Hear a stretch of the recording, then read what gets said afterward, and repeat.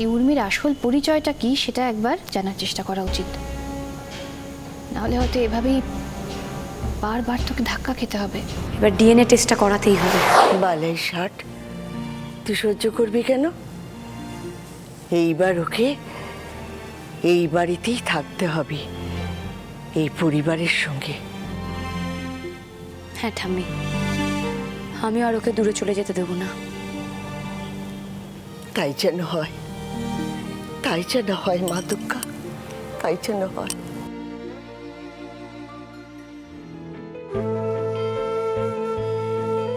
শোনো না আনন্দী, তুমিও যদি আমাদের সাথে নাচতে খুব ভালো হতো জানো তো। থাক না বন্টি, এবারটা থাক, এবারটা না হয় উমা নাচুক। আনন্দী, ওটা উর্মি হবে, বারবার একই ভুল করো না প্লিজ। আরে বাবা, কোনটা ভুল কোনটা ঠিক সে তো মা দুর্গাই জানেন। সেটা আমিও জানি, ঠিকটা আনন্দীকে বোঝাও, সবাই মিলে এত তোল্লাই দিও না। Good morning. Good morning. Good morning, good morning. নাম নিতে নিতেই চলে এসেছে। এসো এসো, গুড মর্নিং। হ্যাঁ, আমাদের ব্রেকফাস্ট। সবে তো এলে, একটু বসো। এটা তো রেস্টুরেন্ট না, বাড়ি। কথা বলো সবার সঙ্গে আগে। আজকের দিনটা না খুব ভালো যাবে বুঝলি তো। সকাল সকাল আপনার সাথে দেখা হয়ে গেল তো। যেটা হয়েছে হচ্ছে কি যে ওই আজকে রবীন্দ্র জয়ন্তীর জন্য ওই প্রিপারেশন নিতে নিতে না আমার সব কিছু করতে একটু লেট হয়ে গেছে, তো ব্রেকফাস্ট পেতে না একটু দেরি হবে। আরে এত চিন্তা করার কিচ্ছু নেই, চিড়ের পোলাও তৈরি হচ্ছে, আমি এক্ষুনি সবাইকে দিচ্ছি।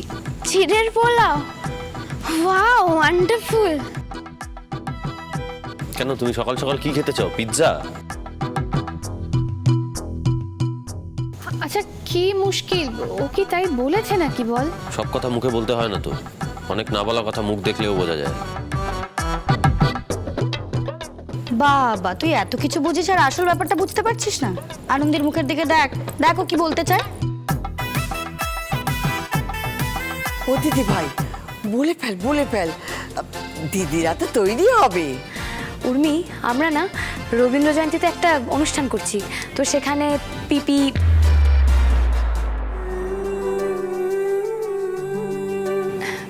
মানে অয়ন্তিকা, আমরা বাড়ির সবাই আর কি পার্টিসিপেট করব, আর বৃদ্ধাশ্রমের মাসিমাদেরও আমরা বলবো। দেখো, ওনারাও যদি কিছু করতে চান তাহলে ওনারাও করবেন। ওকে ওকে, আমরা কোঅর্ডিনেট করে দেব। ওটাই তো হচ্ছে কথা, মানে আমরা বলতে চাইছিলাম যে মানে আমরা বাড়ির সবাই চাই যে এই বছর রবীন্দ্র জয়ন্তীতে তোমরা চারজন মিলে কিছু একটা করো, মানে তোমরা চারজন মিলে যদি একটা নাচ করো খুব ভালো হয়।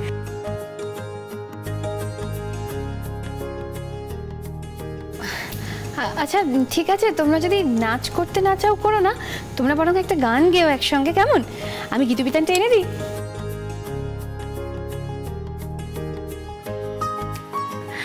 বলছিলাম রবীন্দ্র জয়ন্তী নিশ্চয়ই দুবাইতেও হয়? হ্যাঁ, হবে না কেন? কিছু বয়স্ক মানুষ এইসব ইভেন্টগুলো পালন করে। আর আমাদের এক্সচেঞ্জ প্রোগ্রামে এখানে এসে রবীন্দ্র জয়ন্তীতে ডান্স করতে হবে, এগুলো তো ম্যান্ডেট ছিল না, না? অ্যান্ড আই হোপ এগুলোর উপর মার্কস ডিপেন্ড করছে না।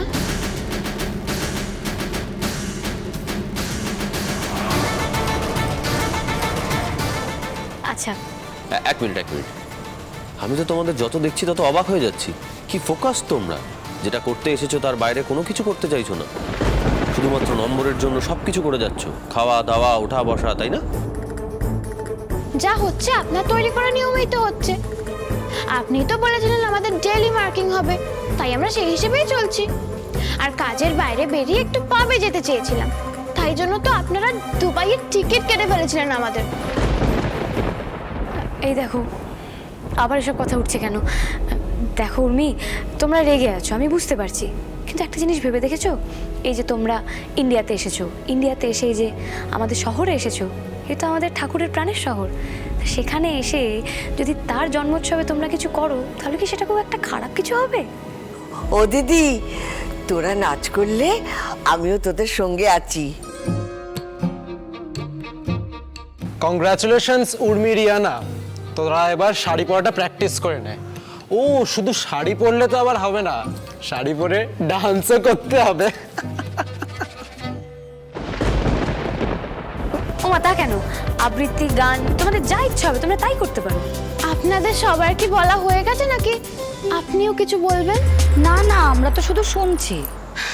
গুড, তাহলে পরে আমি বলি আপনারা একটু ভালো করে শুনে এবং বুঝে নিন, ওকে? এসব বাঙালির সেন্টিমেন্ট না আমাদের জন্য ওয়ার্ক করে না। We are global citizen. কি বললে? Global citizen? এটা তোমাদের জানা আছে রবীন্দ্রনাথ ঠাকুর কতটা আন্তর্জাতিক ছিলেন? কবিগুরু রবীন্দ্রনাথ ঠাকুরকে বিশ্বকবি বলা হতো। সেটা আনন্দী এরা কারা? এটা তো কিছুই জানে না। We are new generation, global citizen আমরা। যেমন রবীন্দ্রনাথকে চিনি, ঠিক তেমনই শেক্সপিয়ারকেও চিনি আমরা।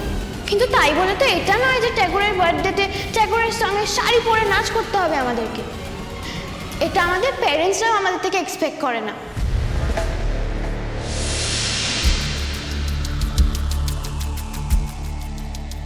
ও মা গো, এসব কি বলে গেল মেয়েটা গড়গড় করে?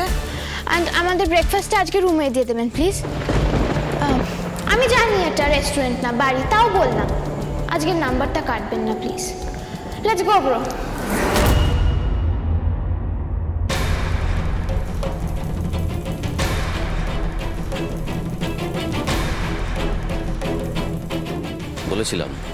বলেছিলাম ভুল বলেছিলাম তো। মিললো আমার কথা? মিললো? আচ্ছা ঠিক আছে, চুপ কর না, একটু চুপ কর, শুনতে পাবে তো ওরা। এই যে আনন্দী, ব্লাড গ্রুপ মিলেছে বলে খুব লাফাচ্ছিলে তাই না? আমি তোমায় বলে দিচ্ছি, সব কিছু মিললেও না আমি মেনে নেব না। এটা আমাদের উমা হতে পারে না। দাদু ভাই, এত রাগ ভালো না। শোনো ঠাম্মি, আমি রাগ না করলে প্রতি মুহূর্তে তোমরা এরকম ধাক্কা খেতে থাকবে, বুঝেছো? আমি তোমাদের একটা কথা পরিষ্কার বলে দিচ্ছি, ওই মেয়ে দুবাইতে বড় হওয়া একজন বাঙালি মেয়ে। জাস্ট ও আমাদের কেউ হতে পারে না ঠাম্মি। আদি, আমি বলে দিচ্ছি, এই রবীন্দ্র জয়ন্তী অনুষ্ঠানে এই ছেলেমেয়েগুলোর একটা ছেলেমেয়েও যেন পারফর্ম না করে। আমাদের মতো করে ও হয়তো পৃথিবীটাকে চিনতেই শেখেনি, দেখতেই শেখেনি, তাই হয়তো এত অমিল। তা বলে এই অমিলটার জন্য এটাও বলে দেওয়া যায় না যে ও আমাদের উমা না। দেখো বন্টি, তুমি যা বলছো তুমি কি বুঝে বলছো? না আনন্দী, আমি কিছু বুঝে বলার জায়গাতেই নেই। আমি শুধু মা দুর্গাকে ভরসা করি, সেই ভরসা থেকেই বলছি। উনি যদি কিছু ইঙ্গিত দিয়ে থাকেন তাহলে এই মেয়ের সাথে আমাদের উমার কোনো না কোনো যোগ আছেই। হরে, মায়ের মন যখন সাড়া দিয়েছে তখন জানবি সেটাই সত্যি। হে মা দুর্গা, ভুল ঠিক দুপক্ষরে তো অনেক যুক্তি আছে, কিন্তু আমি এখন কোনটাকে ধরি বলো তো?